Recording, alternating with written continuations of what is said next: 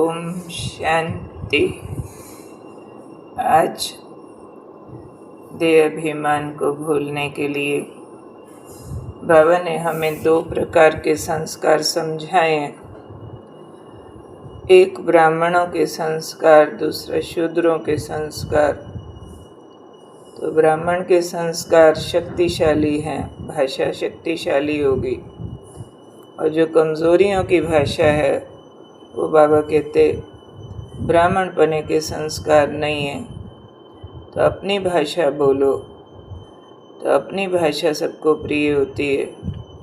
तो अपनी भाषा कौन सी है? वो है स्वमान पर सेट रहने की भाषा।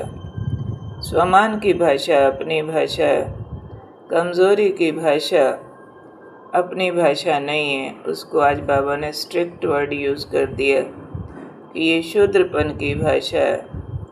तो ब्राह्मण बच्चों को स्मृति की सीट पर सेट रहना चाहिए, स्वमान की सीट पर सेट रह के फिर कोई संकल्प करो, कर्म करो, तो महानता का वरदान प्राप्त हो जाता है।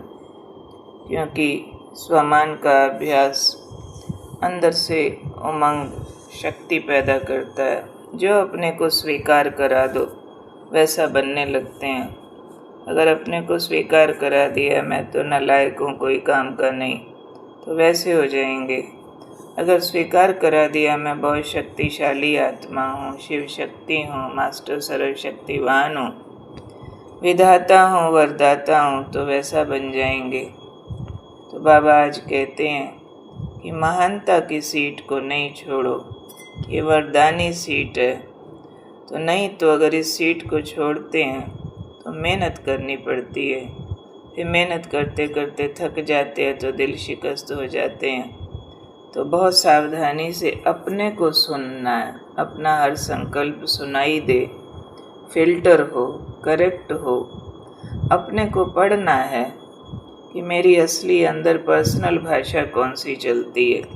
ज्ञान सुनाने टाइम तो हम दूसरों को भी कहेंगे स्वमान में रहो, लेकिन अपना एक टांग दर्द हो जाए तो सारा दिन सोचते रहेंगे मुझसे चला नहीं जाता है, मेरे से होता नहीं, हम कर नहीं सकते।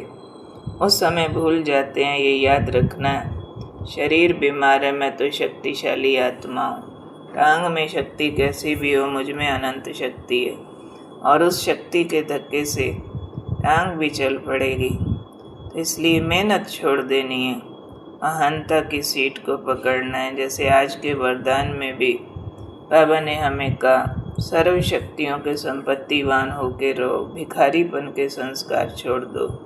बाबा से भी कहना मदद चाहिए, आशीर्वाद चाहिए। ये बाबा ने कहा दाता विधाता के बच्चों को शोभता नहीं है। आपका तो काम है विश्व की हर आत्मा को, कोई भी आत्मा आपके सामने आए उसको दान देना, उसको वरदान देना। तो ये अपनी महानताओं को याद रखें।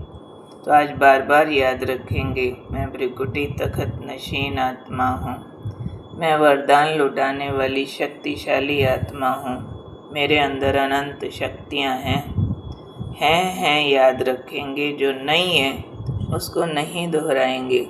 जैसा हम बन जाना चाहते हैं वही स्वरूप को आय स्वीकार करके कहेंगे मैं बहुत शक्तिशाली आत्मा हूँ, सर्व शक्तियों से संपन्न हूँ।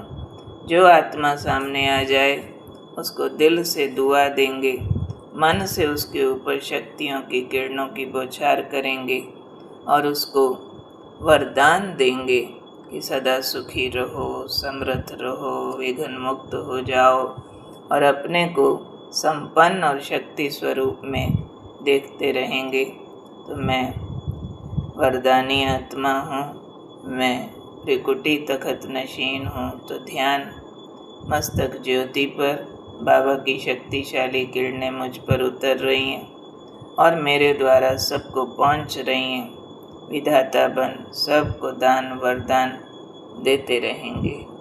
ओम शांति।